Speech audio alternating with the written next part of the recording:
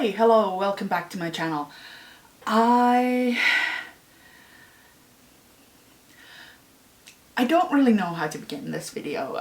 This video was supposed to be something very different. I will show you. This video was supposed to be about making a pirate shirt a la Bernadette Banner and talking about fan fiction. Because, you know, I'm making a shirt because I saw someone on YouTube make one and I wanted one for myself. It's essentially clothes-based fan fiction. So, turns out, I hit a number of rough bits on the way, and I could not actually finish this shirt in the week that I had allotted for it. So I came across a quandary, if you will. Do I make another talking head video to tide me over until I can finish this one? Or do I change the type of content that I make for this channel? And I've been actually thinking about the latter one a lot lately.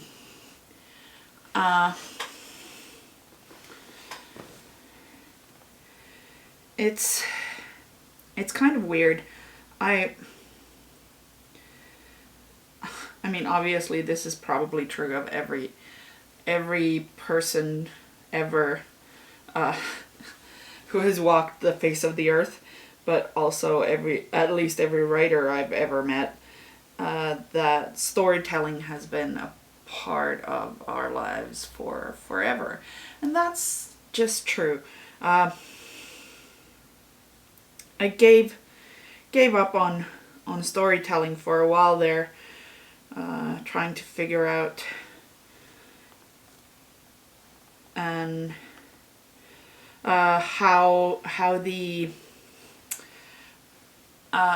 trying to figure out an adult profession, as I thought of it at the time. I'm currently sort of wearing a work uniform. Not my own, but actually my partner's. Turns out programming, not the adult profession that I thought it would be.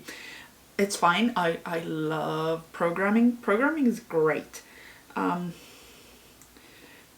trouble with programming is that it led me to burnout. So here we are. I started writing as a direct result of that burnout. And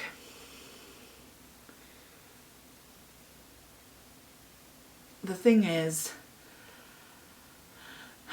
now I'm writing, and I thought that it would be great, because I'm writing, to have a YouTube channel that's also talking about writing, because writing is great.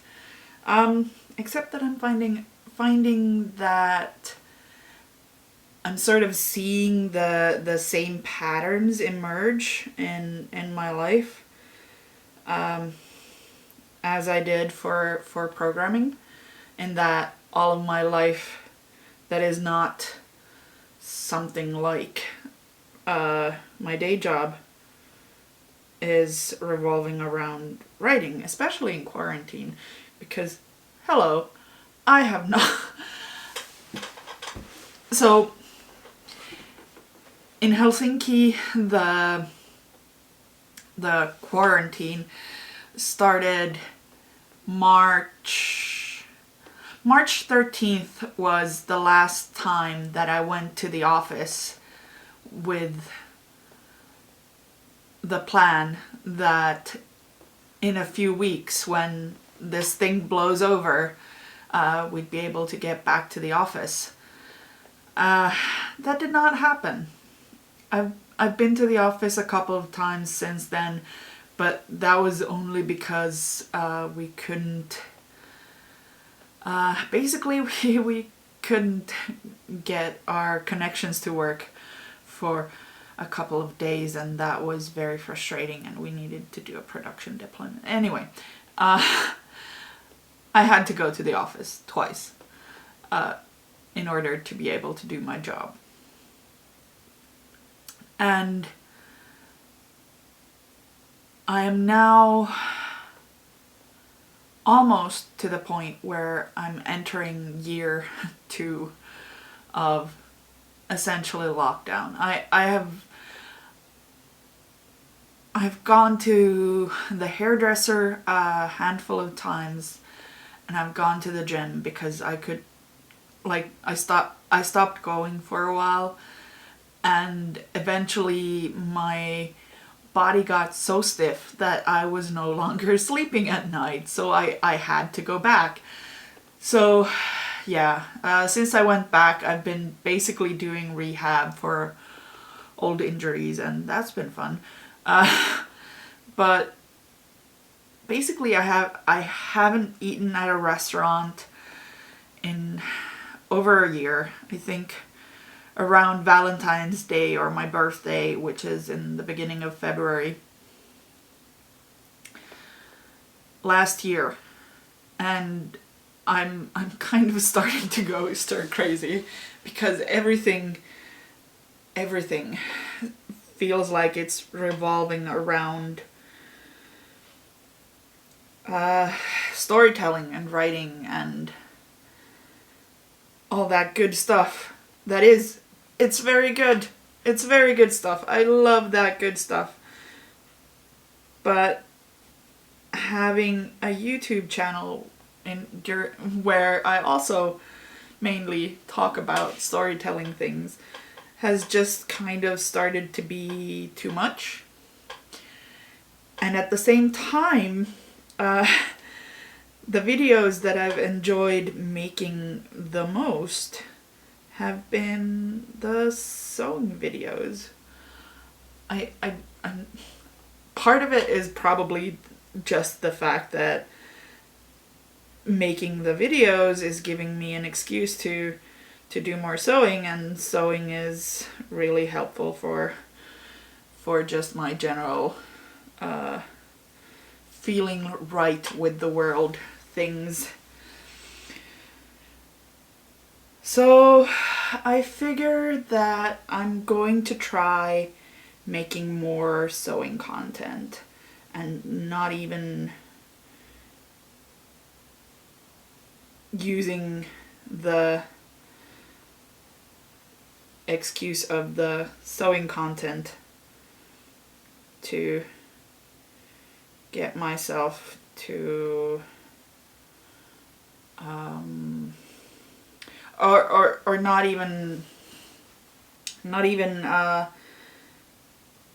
using the sewing content as a backdrop for everything else. The thing is, I am not physically capable or just in any way capable of actually finishing a project a week, especially the kinds of projects that I'm thinking about. Basically, I'm in the process of trying to remake my wardrobe into something that I would feel good wearing. I mean, I love hoodies and t-shirts and jeans. They're great. It's just that I would also like to wear something else for a change. And a lot of the things that I would love to wear, do not fit me. So I would need to make them myself. So yeah. am not going to be able to finish this pirate shirt in time for this video to be posted. So what I think I'm going to try is doing something like what Noelle at the channel Costuming Drama does, in that I will try to do vlogs centered, oh no, I will try to do vlogs centered around sewing, and I'll probably update you on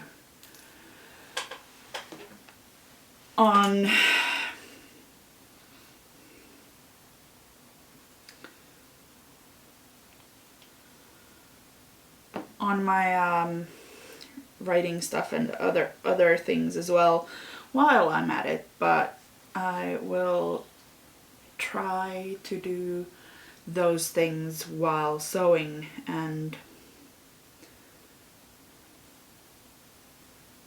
that will be nice, I hope. We will see. Maybe I'll hate this format as well in a while, but for now I'm going to try this version of things, and hopefully you will also find it compelling enough to keep watching. And yeah, so I filmed quite a lot of the making of this pirate shirt before I realized that it was not going to get finished. So I hope you enjoy the making of the pirate shirt. I'll see you next Thursday.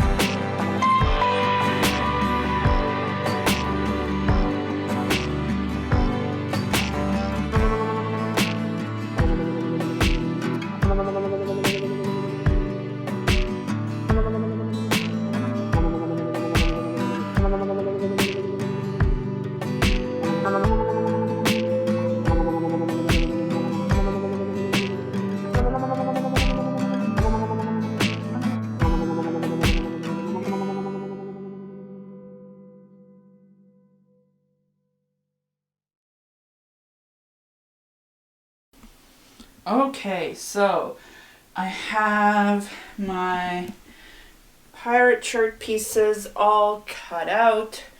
The neckline is marked and ready to be sewn. Although I'm not at all sure about this here. The slit may be too short. I have a big head, and yes, the Bernadette Banner says on her video that the normal length of the neck slit is 10 inches on historical men's garments, but she only did 5 inches. I started with 5. We'll see what the whole thing looks like after I'm I'm ready to attach the collar. But yeah, here we are. Everything is cut out. I've got 2 cuffs. Should I have 4 cuffs? No, the instructions say 2. I don't know what's up there.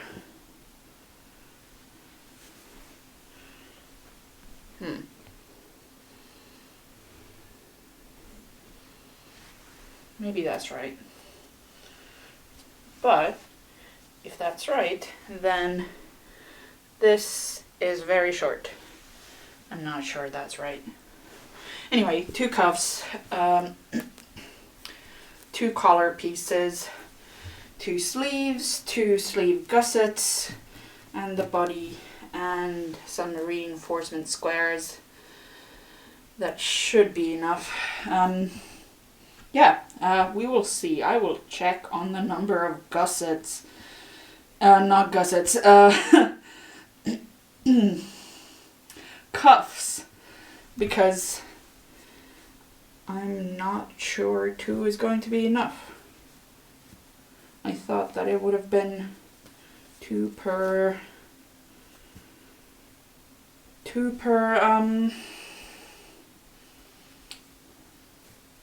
sleeve. I'm not sure. I will check. Anyway, time to start sewing.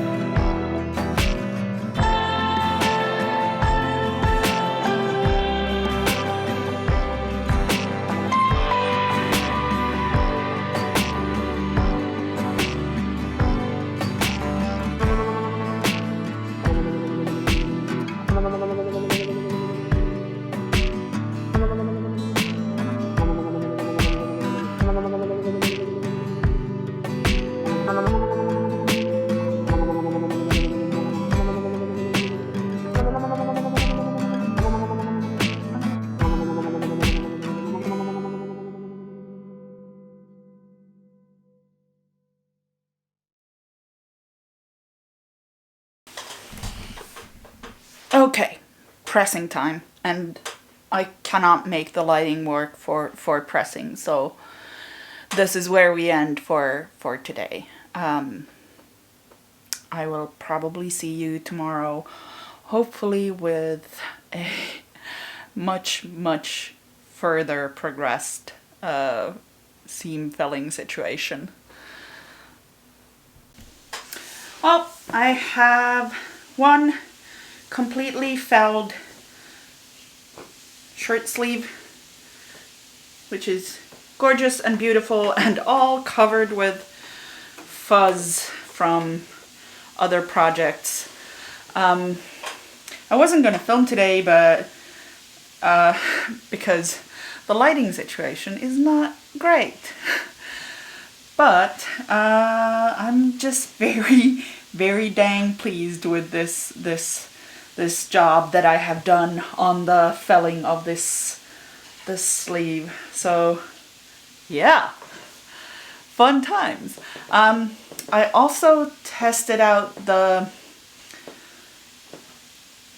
neck hole for the bodice, and it wasn't exactly tight, but it wasn't exactly loose either, so I think it'll be good.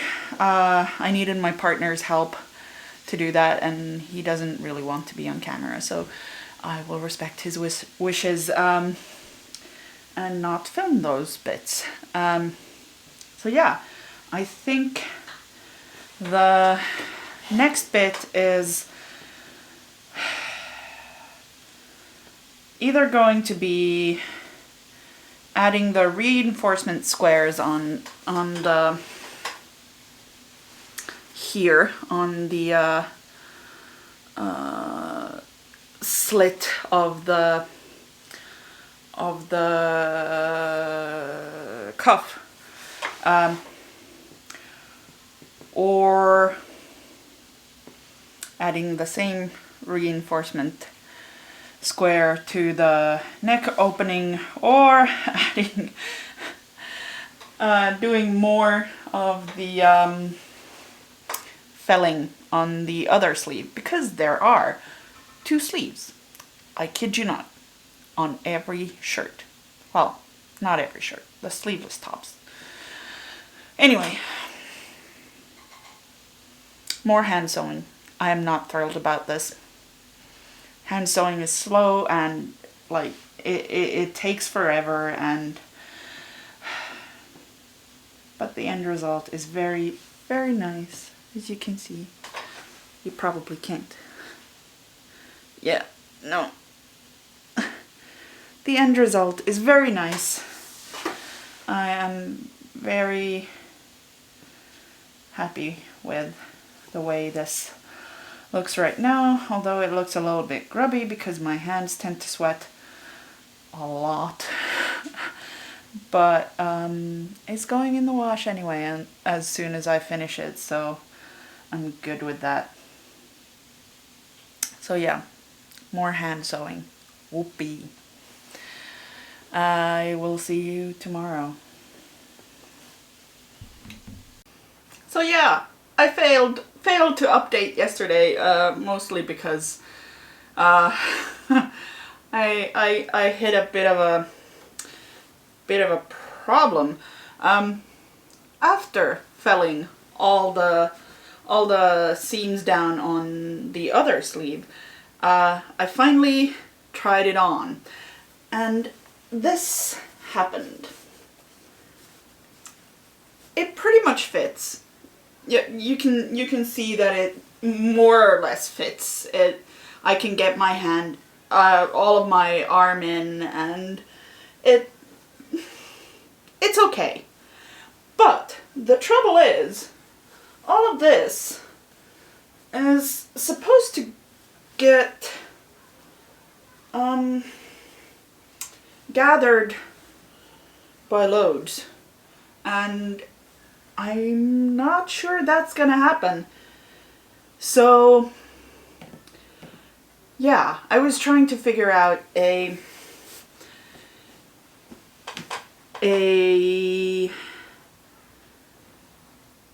solution to this problem. And I asked for help from the Foundations Revealed group, and boy did they come through for me. Basically, I need to add another piece of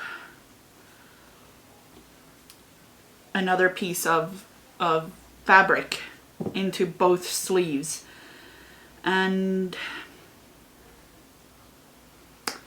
yeah, that means that I need to pick all of that felling out, and I'm not looking forward to it at all, even a little bit. But yeah, I do want a poofy shirt. So yeah, that's what I was doing for most of yesterday, trying to figure out what to do, and then cutting out these basically rectangular pieces of linen. Well, there goes my Pomodoro timer. Pieces of linen, and just for shits and giggles, a bigger, much bigger, 3 inches bigger gusset. I don't know,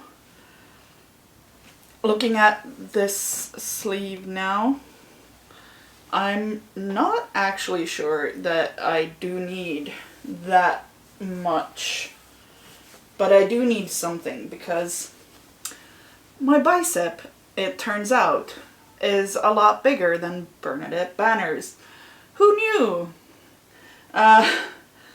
So yeah, I'm not sure just how much I need, because this is, it's not snug, but there's not a lot of ease here either.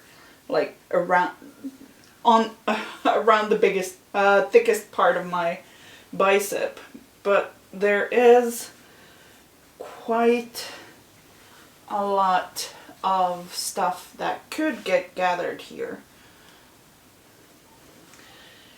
But is it gonna be enough poof? I don't know. On the other hand, I do love me a poofy shirt. So I think that what I'm gonna do is I am indeed going to pick apart the seams on both of these sleeves and add the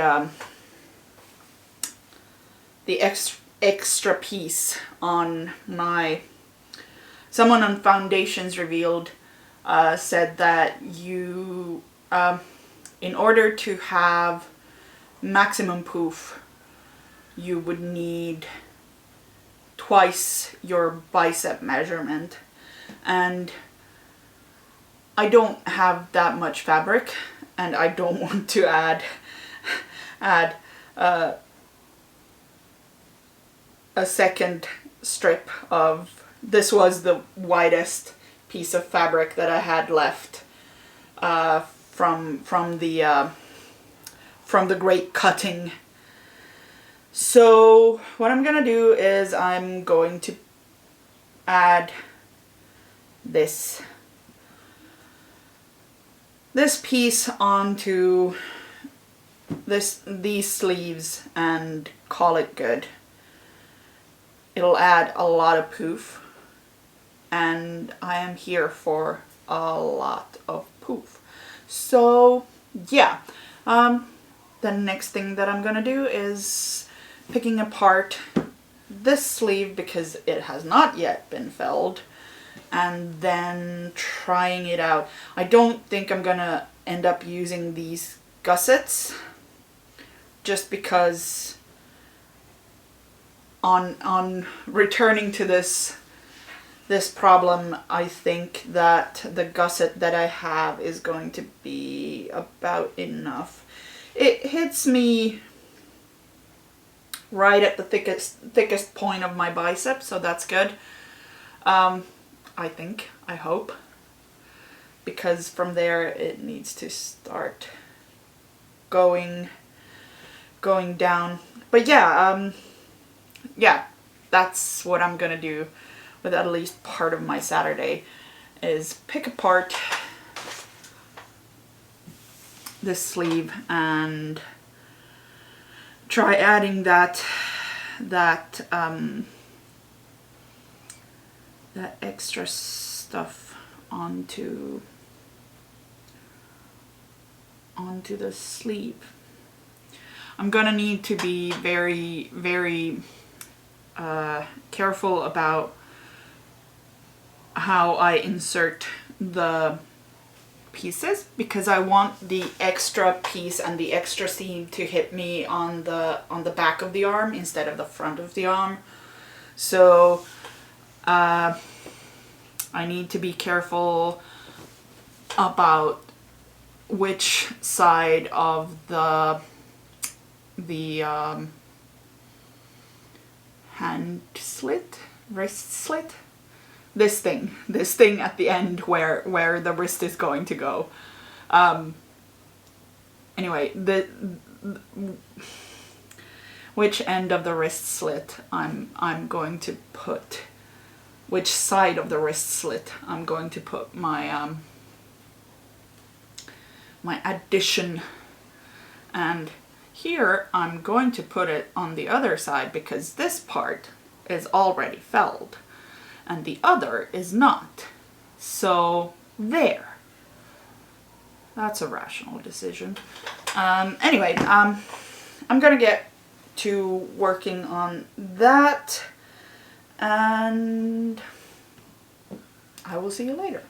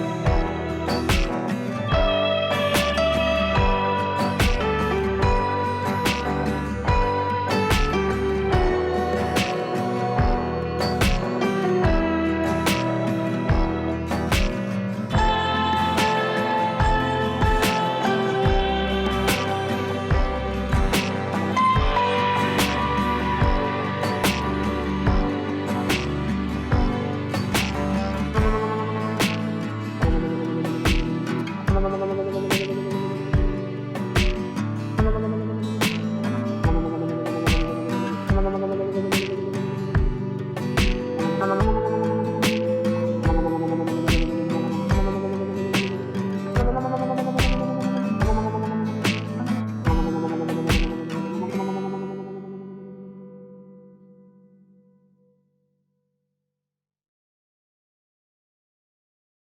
was quite a Monday. It was quite a It Monday. does. But the trouble we saw. So, this is my first thimble.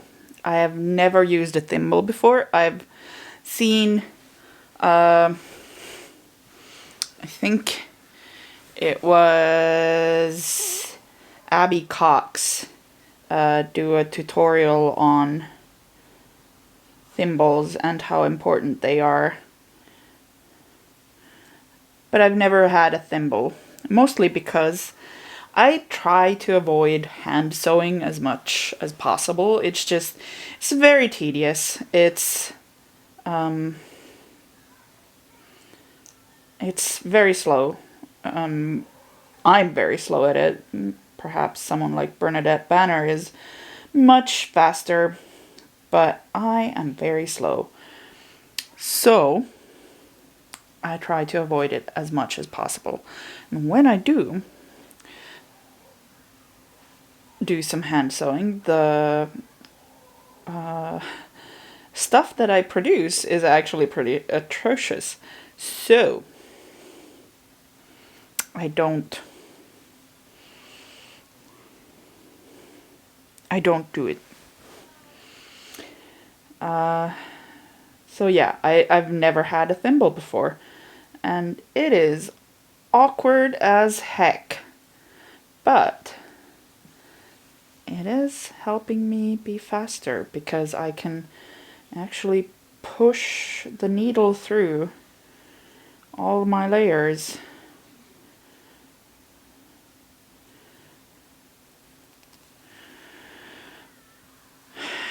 with a pretty good amount of ease, which is actually kind of shocking. Who knew thimbles, they work?